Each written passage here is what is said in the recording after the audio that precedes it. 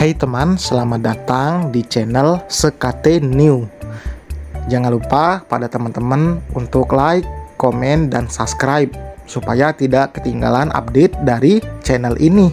Mimin ucapkan terima kasih. Selamat menyaksikan. Bukan perempuan lemah, bab 51. Terdengar suara ketukan pintu. Bu, ibu, buka pintunya. Hera dengan tidak sabar mengetuk pintu kamar sang ibu. Pintu terbuka. Apa sih? Berisik sekali. Ibu harus jual mobil itu. Kembalikan uangnya pada rentenir, ujar Hera. Tidak. Enak saja kamu minta ibu jual mobil itu. Apa kata teman-teman ibu nanti? Balas Bu Sulis tidak terima. Ya ampun. Terus kalau ibu ditangkap polisi karena tidak bayar hutang ibu, tidak malu pada teman-teman ibu? Tidak akan mungkin ibu ditangkap polisi. Hendra pasti membayar hutang ibu.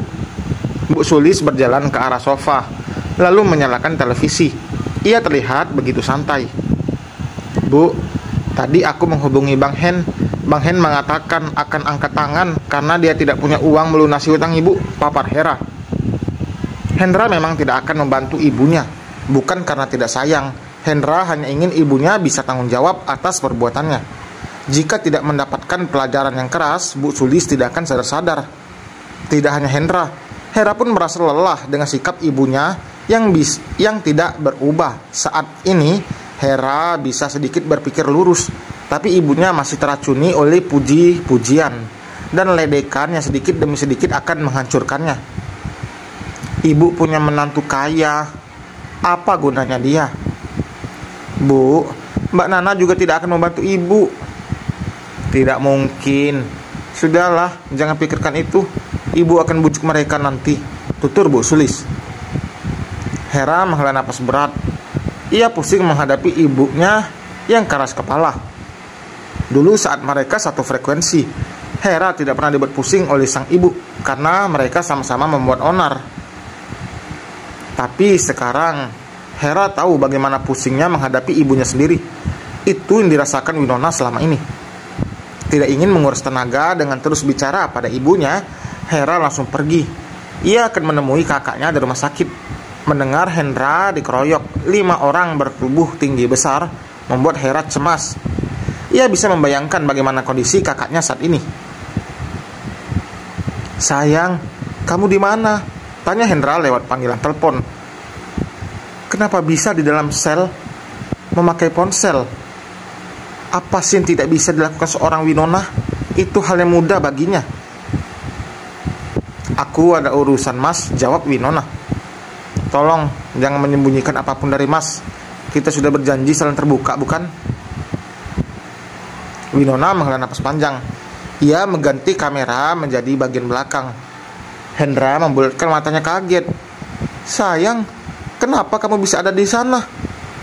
Tanya Hendra penasaran. Bos rentenir itu yang menyeretku ke sini, jelas Winona. Mas akan berusaha untuk mengeluarkan kamu. Aku bisa keluar sendiri. Mas tenang dan fokus saja agar cepat pulih. Bagaimana mungkin Mas bisa tenang kalau kamu berada di sana? Sudah ya, Mas akan cari pengacara untuk membelamu. Sambungan telepon itu terputus. Para penghuni sel menatap Winona. Kau pasti bahagia dapat suami pengertian sepertinya, seletuk wanita bertatu. Iya, di satu sisi aku beruntung, tapi di sisi lain aku kurang beruntung, ujar Winona. Seon datang lagi membawa makanan untuk semua orang di dalam sel. Winona tentu tidak akan makan enak seorang diri dan membiarkan yang lainnya hanya menonton saja. Mata mereka berbinar karena setelah bertahun-tahun bisa juga kembali memakan hidangan enak seperti ini.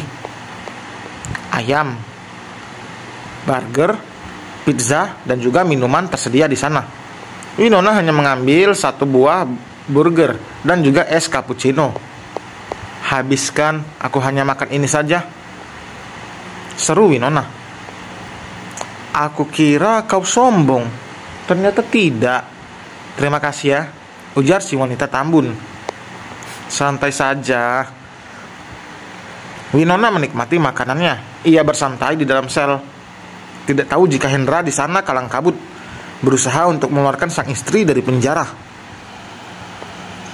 Seorang petugas datang memanggil Winona.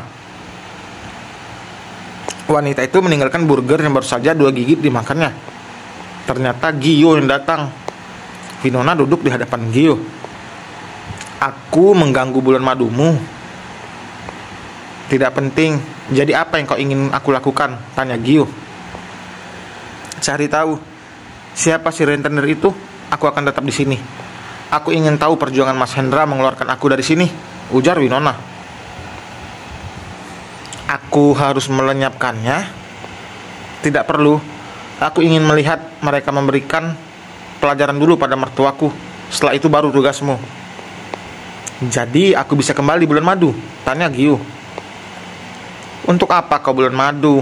Kau benar-benar akan mempertahankan pernikahanmu?" selidik Winona. Gio mengedikkan bahunya. "Aku tidak tahu. Aku hanya membantunya karena rasa kemanusiaan." Winona mencibir. "Rasa kemanusiaan pada mantan? Apa itu? Bilang saja kau masih ada rasa padanya." Gio sama sekali tidak menanggapi ucapan Winona. Ia langsung pergi untuk melaksanakan tugasnya. Gio bahkan meninggalkan Laisa di sana. Ia bisa kembali karena dipesankan tiket oleh Seon. Jika tidak seperti itu, mana bisa Gio kembali ke ibu kota begitu mudah. "Abang mau kemana?" Hera baru saja datang tapi melihat kakaknya sudah bersiap-siap. Abang harus pergi menemui Nana. Dia di penjara," jelas Hendra. "Apa? Di penjara? Bagaimana bisa? Bos rentenir itu yang menjebloskan kakak iparmu ke penjara." Diantar oleh Seon, mereka akan pergi menemui Winona. Hendra begitu marah saat tahu istrinya di penjara. Ia akan berusaha mengeluarkannya. Hendra juga menghubungi salah satu temannya yang berprofesi sebagai pengacara. Ia akan secepatnya membebaskan sang istri. "Hari ini aku masih memiliki urusan. Besok aku akan menemuimu," ujar Surya, teman Hendra. "Aku berharap kau bisa membantuku," ucap Hendra. "Kita akan bicarakan lagi besok." Sambungan telepon itu terputus. Hendra benar-benar berharap Surya bisa membantunya. Hendra juga akan membujuk sang ibu untuk menjual mobil itu agar mereka semua tidak memiliki masalah dengan rentenir. Hera baru saja menceritakan jika Bu Sulis keras kepala dan menolak untuk menjual mobil itu. Bu Sulis malah berharap Winona dan Hera akan membantunya.